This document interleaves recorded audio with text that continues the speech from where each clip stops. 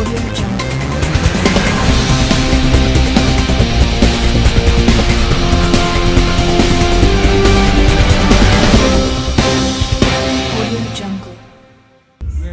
feel like we're playing tough. We're hanging in there.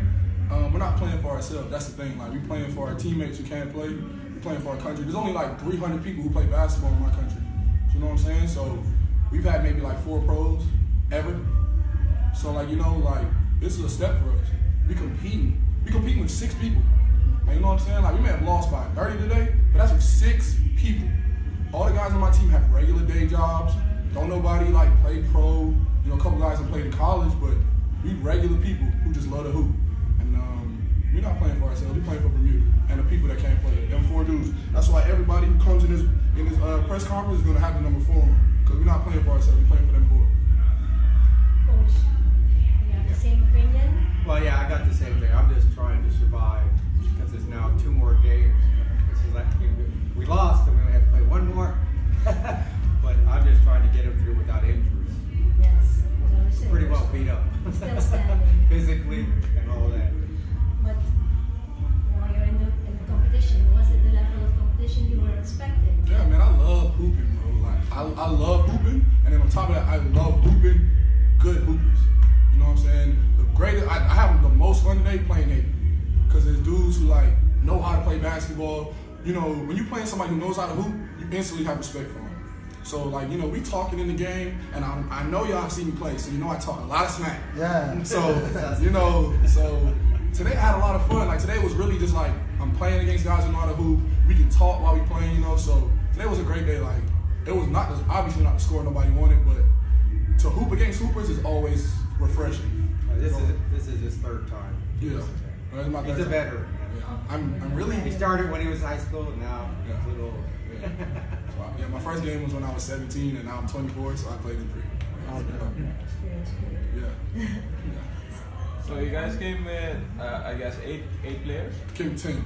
10. What's the problem with the 4 guys? Yeah, we came in 4th in our bracket. Okay, so to explain and be politically correct, we're going through an issue with FIBA Britain. Basically, they haven't released players, which is ridiculous, because I don't understand why, when none of us are gonna play for Britain, man. We playing for the country we live in, the country we're from. I haven't even been to Britain before.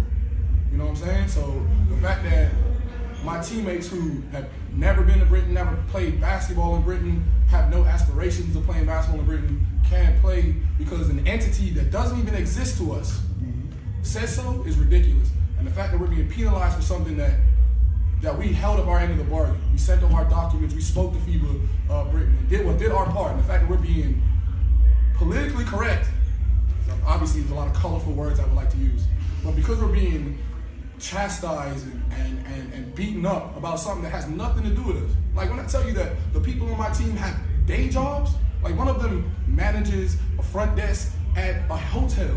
Another one works for a communications company. These guys don't play basketball, not at a level where they can be playing for Great Britain. So to be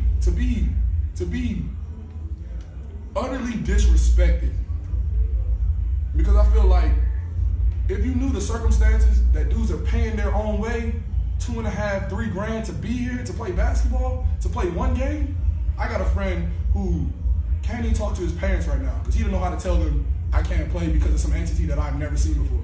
I understand the disappointment. I hope the issues will be resolved. Yeah, we It's a little too late now. No. For the other, 2 games. Yeah, 2 games. I'm already beat up. So. but still, you're here. Amen. Respect for you. By the grace of God, honestly. Okay. Other questions? Yeah. When did you first heard that 4 guys? 7 minutes before our second game. I want you to. So they played the first game? We played the first game. No issue. 7 minutes before our second, and I remember looking up because I said, "Coach, why are you taking me off the court in the middle of my warm-up?" Coach said, "Listen, I'll talk to y'all in the locker room." 7 minutes, 7, not 8, not half an hour, not the night before, not the morning before. 7 minutes before the game started, they say to us, "Oh well, y'all can't play." And then the audacity of the person to tell us, who couldn't walk up and be a man and say, "Hey, listen, y'all can't play, and here's why." That's ridiculous, man. We all grown men. Yeah. People didn't pay us to come here. Yes. Okay. So you got the news. You played your games. If you look back, what is the strength of this team? The strength of this team is that we are not one. I mean, the strength of this team is that we are no one person. The person who led our team in scoring the first game hasn't played since. Man had 28, hit 7 threes, never played again. Can you imagine losing 28 points? We lost by 34 just now. 28 points is a 6-point game, completely different game. See what I'm saying? So the strength of this team is that We play together. we play together. Like I said, it's 200 to 300 people who play basketball in my country. We all family. Some of us have been in each other's weddings. You know what I'm saying? This isn't a bunch of pros who come together 2 weeks, 3 weeks before the tournament. These are dudes who play basketball together, live life together. We have drinks together. Like, you know what I'm saying? Like, we a family, bro. That's the strength of this team. That basketball saved my life. I've been playing basketball since I was 14 years old. It's 10 years. You know what I'm saying? And like, the biggest mentors in my life play basketball. You know, they saved my life. I would have never went to college if it wasn't for basketball and number 5 and number 11 and the rest of the basketball team. Like, the basketball community in Bermuda is so tight-knit. You know what I'm saying? So the strength of this team is that we are one. We are one team. We are one country. Coach, tomorrow you're playing against Bermuda. I have no idea. I'll wait for Tim to Okay, tell me. what are your expectations? How do you prepare for tomorrow after? Well, I right now, I'm just looking for each game for them not to get hurt and survive, because they're putting a lot of minutes in, and I promised to bring 2 of them back to their wives healthy, because normally I had at least a rotation that I'm not going to burn them out, and so I'm just trying to survive, and I just keep the rotation and keep the level up high, and do the best we can without anybody getting hurt. That's what I'm looking The way we prepare for tomorrow's game is we have an amazing physiotherapist named Ruben. I don't know if we need to find his business card, give him a shout out. He's saving us. I had to go out and find one, and we found one because we really needed one. 2 of our starters are over 34. Yeah. Actually, 3 of them. So Ruben is doing an amazing job. Today's his birthday. We really need to get his card and like give him a shout out somewhere. He's saving me because I didn't think I was gonna make it. I didn't know. I was lucky to make sure I had at least 5 guys. He's working them out, and it's kind of tough because he's working them out during the game. He's gonna work them out later at the gap to the game, and then he's gonna work them out tomorrow so they can come back. So I can at least have that 6. But that's what's the tough part is he has to work them out because they're sore by the time they get back, and they're gonna be sore in the morning, and then it is what it is. So I'm just trying to get them to survive to the end. Okay. So, Coach, how big of a judgment did you have to make after you lost the 4 guys?